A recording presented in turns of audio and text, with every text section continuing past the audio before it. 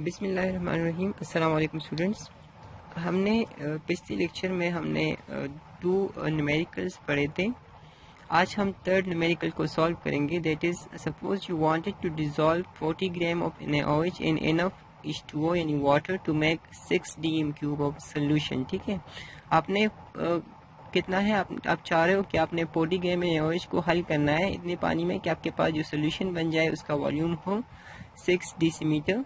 ठीक है, आपसे अब 2 क्वेश्चंस पूछे गए हैं। सबसे पहले आपसे पूछा गया है what is the molar mass of NaOH, कि NaOH का मोलर मास क्या है। ठीक है, एंड सेकंड आपसे जो क्वेश्चन किया गया है दैट इज कि what is the molarity of this solution, कि इस सोल्यूशन की मोलरिटी क्या होगी जब आपने 40 ग्राम NaOH को किस में हल किया हुआ हो, इतने पानी में कि आपके पास वॉल्यूम जो है वो 6 dm³ हो। ठीक है, तो सबसे पहले आपने मोलर मास मालूम करना है, सेकंड आपने मोलरिटी मालूम करनी है। तो मोलर मास के लिए तो आपको ये फार्मूला चाहिए होगा। ठीक है, अब इस फार्मूले से आपको ये पता चल जाएगा कि कौन सा एलिमेंट है इसमें। ठीक है, और उसके कितने कितने कितने एटम्स है। जैसे कि यहाँ पे देखिए तो एक सोडियम है और एक एटम ही है, एक उसमें ऑक्सीजन है और एक इसमें हाइड्रोजन है। ठीक है, तो हम इनका मोलर मास मालूम करेंगे। तो हम क्या करेंगे कि सोडियम का एटॉमिक मास प्लस ऑक्सीजन का एटॉमिक मास प्लस हाइड्रोजन का एटॉमिक मास, इन तीनों को ऐड करेंगे। क्योंकि यहाँ पे कोई सब्सक्रिप्ट नहीं है तो मल्टीप्लिकेशन की जरूरत नहीं है, बस सोडियम भी एक है, ऑक्सीजन भी एक है, हाइड्रोजन भी एक है। ठीक है, तो इन तीनों को जब इनके तीनों के एटॉमिक मास को हम ऐड करेंगे 23 प्लस 16 प्लस 1, 23 सोडियम का है, 16 ऑक्सीजन का एंड हाइड्रोजन का 1, तो इन सब को ऐड करेंगे तो इससे आ जाएगा 40। तो आपके पास यहाँ पे आंसर दिया गया है। सेकंड जो आपने करना है, अगर आपको ये मोलर मास मालूम हो जाए तो आपको मास इन ग्राम भी दिया गया है, मोलर मास भी दिया गया है, वॉल्यूम भी दिया गया है।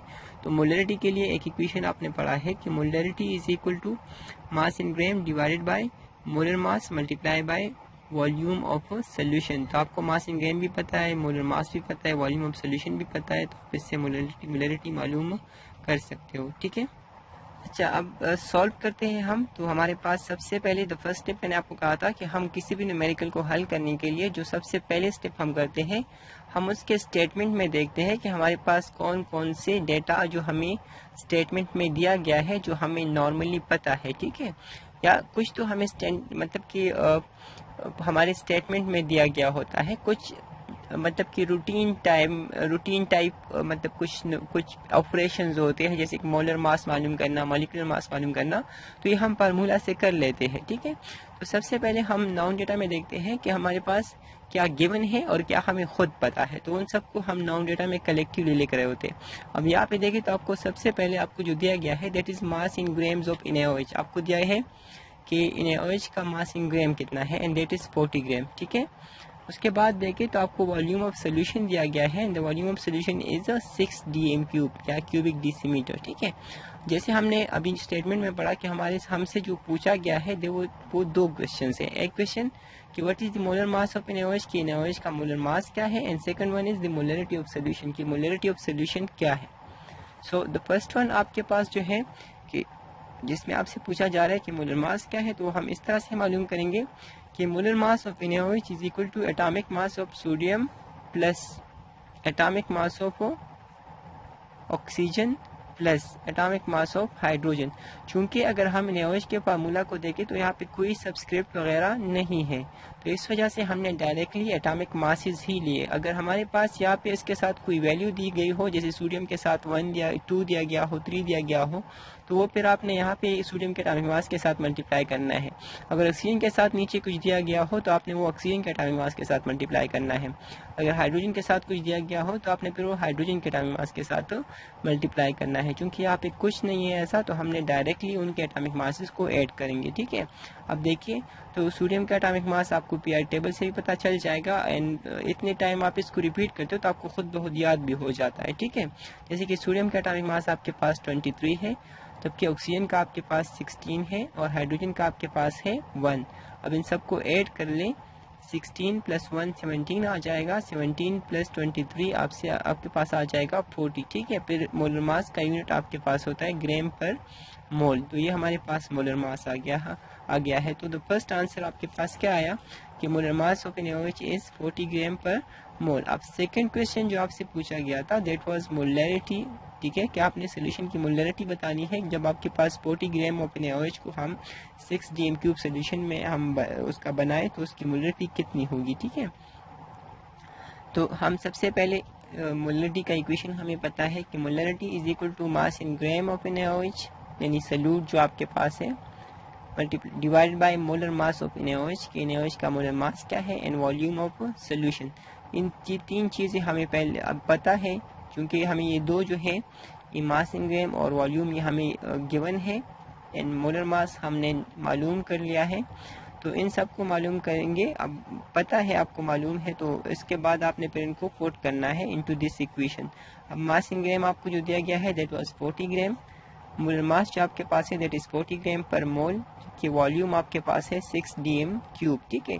हम इस 40 को 40 के साथ कैंसिल आउट करेंगे तो 1/6 आ जाएगा, 1/6 मोल पर DM³, और फिर अगर आप 1 को 6 पे डिवाइड कर ले तो आपके पास आता है 0.166 मोल पर DM³, और हम इसको सिंपली ये भी लिख सकते हैं 0.166 और कैपिटल M लिख दे, तो कैपिटल M का मतलब होता है कि मोलर सोल्यूशन, और मोलर सोल्यूशन का जो यूनिट है वो आपके पास है mole per DM³। So the answers are, a के लिए आंसर था कि molar mass of NaOH is 40 gram per mole, while b के लिए जो आपके पास आंसर है that is molarity of solution that is 0.166 molar, ठीक है।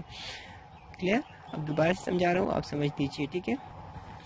हमने क्या पढ़ा, हमें स्टेटमेंट दिया गया है कि what will be the molarity of solution if 40 grams of NaOH is dissolved in enough water to make a solution of 6 DM³। तो आपके पास मोलरिटी क्या होगी और आपको मोलर मास क्या होगा, तो आपको ये बताया गया है कि आप फर्ज करें आप चाह रहे हो कि आप 40 ग्राम ऑफ NaOH को इतने पानी में हल करो कि आपके पास जो सोल्यूशन आ जाए वो 6 DM³ हो, तो तब आपके पास ये दो चीज़ें कितनी होगी, एक मोलर मास ऑफ NaOH क्या है ये आपसे मालूम करना चाह रहे हैं वो, और दूसरा कि मोलरिटी ऑफ सोल्यूशन क्या है। तो सोल्यूशन आपके पास जो क्वेश्चन का आंसर है जो हम सॉल्वेशन कर रहे हैं यहाँ पे, तो उसकी बात कर रहे हैं कि मोलर मास ऑफ NaOH आपके पास जो है that is atomic mass of sodium plus atomic mass of oxygen plus atomic mass of hydrogen. ये हमें कैसे पता चलता है, तो मैंने आपको बताया कि ये हमें फार्मूला से पता चलता है कि मोलर मास या मॉलिक्यूलर मास या फार्मूला मास जो भी आप मालूम करना चाह रहे होते हो, तो उसके लिए सबसे पहले आपको जो फार्मूला है वो गिवन होता है, तो आपने फार्मूले से आपको एलिमेंट्स का पता चल जाएगा कौन कौन सा एलिमेंट है, और फार्मूले में जो नीचे वैल्यू लिखी होती है सिंबल के साथ नीचे यहाँ पे, तो उससे आपको उस एलिमेंट के कितने एटम्स है वो पता चल जाएगा। अब यहाँ पे कोई वैल्यू नहीं है, तो ये हमारे पास 1 सोडियम है, 1 ऑक्सीजन है और 1 हाइड्रोजन, मतलब कि NaOH बनाने के लिए 1 सोडियम 1 हाइड्रोजन और 1 ऑक्सीजन चाहिए होता है। तो इन सब के एटॉमिक मास को ऐड करेंगे तो मोलर मास ऑफ NaOH आ जाएगा। इसीलिए हमने ये लिखा है कि atomic mass of sodium plus atomic mass of oxygen plus atomic mass of hydrogen. अब मोलर मास मालूम करना है तो इन सब के एटॉमिक मास को हम ऐड कर ले। हमने जैसे पढ़ा सोडियम का एटॉमिक मास 23 है, आप पेयर टेबल से मालूम कर सकते हो, अगर आप बार बार ये रिपीट करते हो तो आपको याद भी हो जाता है। तो 23 प्लस ऑक्सीजन का है 16 प्लस हाइड्रोजन का है 1, इन सबको ऐड करेंगे तो 40 ग्राम्स पर मोल आ जाएगा। ये आपके पास हो गया मोलर मास ऑफ NaOH। उसके बाद मोलरिटी मालूम करनी है, तो मोलरिटी के लिए हमारे पास क्या है कि मास इन ग्राम्स ऑफ NaOH यानी solute divide by molar mass of solute multiply by volume of solution. ये आपको मतलब कि फार्मूला है आपके पास मोलरिटी का। अब वैल्यूज पुट करें तो मास इन ग्राम ऑफ सोल्यूट जो कि NaOH है यहाँ पे वो 40 ग्राम है, मोलर मास जो है NaOH का वो 40 ग्राम पर मोल है, जबकि वॉल्यूम आपके पास है 6 DM³। तो 1 इस 40 को 40 के साथ कैंसिल आउट करेंगे तो ऊपर 1 आ जाएगा और नीचे 6, फिर 1/6 मोल पर DM³ ये आपके पास आंसर आ जाएगा। अगर आप इसको फर्दर सॉल्व करें तो आपके पास आ जाएगा 1 को आप 6 पे डिवाइड करेंगे तो 0.166 मोल पर DM³, और हम सिंपली लिखते हैं 0.166 मोलर सोल्यूशन, ठीक है। तो ये आपके पास आंसर्स आ गए हैं। फर्स्ट आंसर इज कि molar mass of NaOH that is 40 gram per mole, while the molarity of solution would be 0.166 molar, ठीक है। इसके साथ ये न्यूमेरिकल हल होता है। इसके बाद हम नेक्स्ट न्यूमेरिकल पे जाएंगे, that is numerical number 4। Let's see what is given in numerical number 4। तो आपको कह रहे हैं कि what is the molarity of a solution of 40 grams in H4Br ammonium bromide ammonium bromide, NH4 ammonium को कहते हैं, NBr इज फॉर ब्रोमीन। तो यहाँ पे हम कहते हैं NH4Br को एमोनियम ब्रोमाइड। कि हम आपको पूछा जा रहा है कि आपके पास उस सोल्यूशन की मोलैरिटी क्या होगी जिसमें हमने 14 ग्राम ऑफ NH4Br को हमने इतने पानी में हल किया हुआ हो कि आपके पास जो सोल्यूशन बन जाए वो 150 सेंटीमीटर क्यूब हो। अब सबसे पहले तो यहाँ पे देखिए 150 सेंटीमीटर क्यूब, तो सबसे पहले आपने इसको मोलैरिटी के लिए ये डेसीमीटर क्यूब में होना चाहिए या लीटर में होना चाहिए। तो सबसे पहले हमने इसको डेसीमीटर क्यूब में कन्वर्ट करना है, तो इसको हम 1000 पे डिवाइड करेंगे। ठीक है, जैसे मैंने आपको बताया था कि हम 1000 पे डिवाइड क्यों करते हैं, क्योंकि 1 DM क्यूब आपके पास इक्वल होता है 1000 सेंटीमीटर क्यूब के। तो अगर 1 DM क्यूब आपके पास 1000 सेंटीमीटर क्यूब के बराबर है, दैट मीन्स कि अगर आपके पास सेंटीमीटर क्यूब में कोई वैल्यू दी गई हो और आपने उसको डेसीमीटर में कन्वर्ट करना हो तो आपने उसको 1000 पार्ट्स पे डिवाइड करना है। ठीक है, 1000 पे डिवाइड करना है। तो यहाँ पे हम 150 को 1000 पे डिवाइड करेंगे। ठीक है, फिर उसके बाद हमारे पास ये क्वेश्चन है, आपने मोलैरिटी मालूम करनी है। तो अब देखते हैं हम कि हमारे पास इसका आंसर क्या आ सकता है। ठीक, अच्छा सोल्यूशन को देखें तो सबसे पहले मैंने आपको बताया नॉन डेटा हम लिखते हैं। तो नॉन डेटा में है mass in gram of solute, that is solute जो आपके पास NH4Br है, NH4Br अमोनियम ब्रोमाइड। तो उसकी मास इन ग्राम जो आपको दिया गया है स्टेटमेंट ऑफ द क्वेश्चन में, तो वो है 14 ग्राम।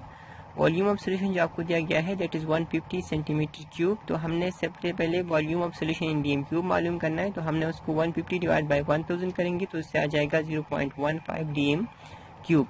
हमने सेंटीमीटर क्यूब को किस में कन्वर्ट कर दिया है, डेसीमीटर क्यूब में। उसके बाद मोलर मास ऑफ सोल्यूट हमें चाहिए जो कि NH4Br है। तो NH4 में एक नाइट्रोजन है, 4 हाइड्रोजन है और 1 ब्रोमीन है। तो हमने 1 × 14 किया, क्योंकि नाइट्रोजन 1 है तो हमने उसका 1 लिखा कि 1 नाइट्रोजन है और 1 नाइट्रोजन का एटॉमिक मास क्या होता है, 14 होता है। ठीक है, फिर 4 हाइड्रोजन है और 1 का मास होता है 1, तो 4 × 1 हमने कर दिया। फिर 1 ब्रोमीन है और 1 ब्रोमीन का एटॉमिक मास जो है दैट इज 80, तो 1 × 80 हमने कर दिया है। 1 नाइट्रोजन है तो उसका हमने 1 × 14 कर दिया है, क्योंकि 14 उसका एटॉमिक मास है। हाइड्रोजन 4 है तो हमने उसको 4 × 1 कर दिया है और ब्रोमीन भी 1 है तो 1 × 80 कर दिया है। ठीक है, अब क्या करें हम कि इन सबको 1 × 14 14 आ जाएगा, 4 × 1 4 आ जाएगा एंड 1 × 80 80 आ जाएगा।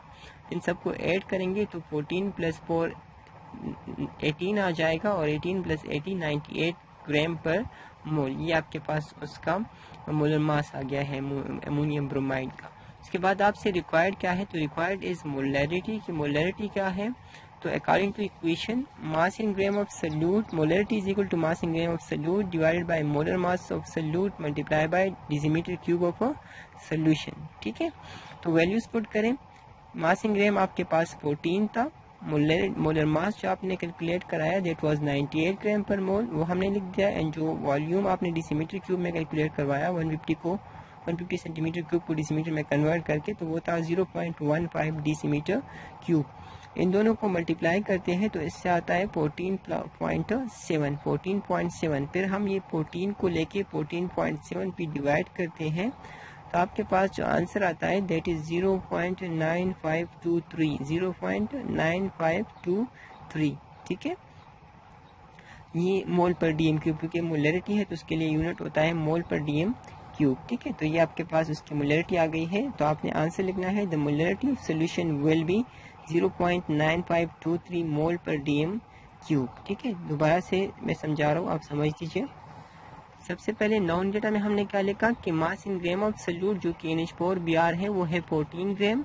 वॉल्यूम ऑफ सोल्यूशन जो आपको सेंटीमीटर क्यूब में दिया गया है that is 150 centimetre cube. Centimetre cube क्योंकि स्मॉलर यूनिट है और उसको हम डेसीमीटर क्यूब में कन्वर्ट करना चाह रहे हैं, तो हम जो कन्वर्जन फैक्टर है that is 1 DM cube is equal to 1000 centimetre cube.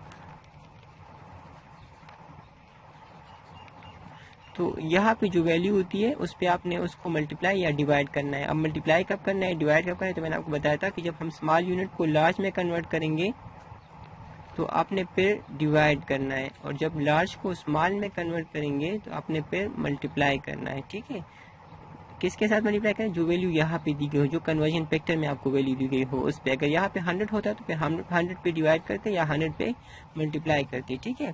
तो यहाँ पे चूंकि 1000 है तो हम डेसीमीटर क्यूब को 1000 सेंटीमीटर क्यूब को डेसीमीटर में कन्वर्ट करेंगे तो 1000 पे डिवाइड करेंगे। अगर डेसीमीटर क्यूब को सेंटीमीटर क्यूब में कन्वर्ट करेंगे तो 1000 के साथ उसको मल्टीप्लाई करेंगे, ठीक है। अब ये आपको पता चल गया होगा। उसके बाद आपने 150 सेंटीमीटर क्यूब को डेसीमीटर क्यूब में कन्वर्ट करना है, तो उसके लिए आपने 150 को 1000 पे डिवाइड किया, उससे आया 0.15 क्यूबिक डेसीमीटर। उसके बाद मोलर मास ऑफ सल्यूट है, तो सल्यूट आपके पास NH4Br है, उसका फार्मूला आपको स्टेटमेंट में दिया गया है। तो मालूम करने के लिए मोलर मास आपने क्या करना होता है कि आपको सिर्फ उनके एटॉमिक मासेस मालूम होने चाहिए, बाकी जो number of atoms of each element है वो आपको फार्मूला में दिए गए होते हैं, ठीक है। अब यहाँ पे देखें तो हमारे पास एक नाइट्रोजन है, 4 हाइड्रोजन है और एक ब्रोमीन है। दैट मीन्स कि NH4Br का टोटल मास जो होगा वो इन सब के एटॉमिक मासेस का मजमुआ होगा, ठीक है।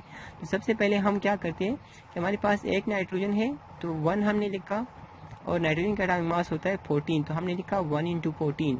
फिर हमने पढ़ा ना कि इन सब NH4Br का जो मोलर मास होगा वो इन सब के मासेस का मजमुआ होगा। मजमुआ मीन कि उसमें एडिशन हम ऐड करेंगे, सम होगा वो आपके पास, तो हम यहाँ पे प्लस लगा रहे हैं। फिर कितने हाइड्रोजन है, तो 4 है, और एक हाइड्रोजन का मास होता है 1, तो 4 × 1, फिर प्लस 1 × 80, क्योंकि ब्रोमीन एक है और उसका मास होता है 80।